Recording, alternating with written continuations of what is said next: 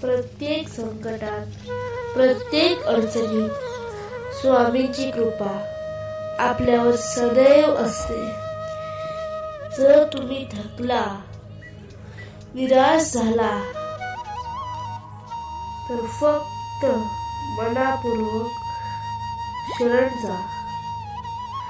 स्वामी समर्थ तुमचे सर्व दुःख दूर करतील.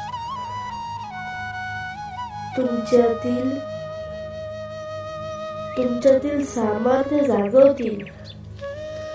फक्त मनापासून विश्वास ठेवा. आजपासूनच स्वामी समर्थांचे ध्यान करा आणि अनुभव घ्या.